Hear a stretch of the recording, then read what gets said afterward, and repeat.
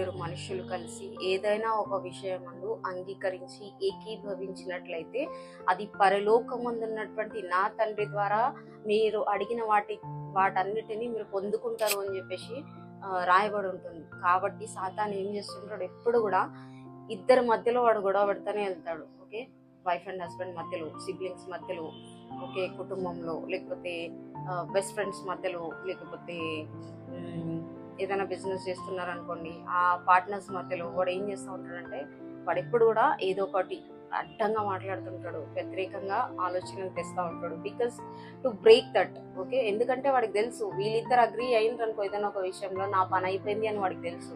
వీళ్ళ ఆశీర్వాదంలోకి వెళ్తారు, దేవుడు అడిగిందని పరలోకం నుంచి ఇస్తాడు, వీళ్ళకు భూలోకంలో అడుగుతున్నారు అని చెప్పేసి వాడికి తెలుసు. కాబట్టి వాడు ఆల్వేస్ యాక్టివ్గా ఉండి ఏం చేస్తాడంటే ఎక్కడికక్కడ వాడు వీళ్ళిద్దరి మధ్యలో ఎప్పుడెప్పుడు గొడవలు పడదామా, ఎప్పుడెప్పుడు మనస్పార్థాలు తీసుకొస్తామా అని చెప్పేసి వాడు రెడీగా ఉంటాడు.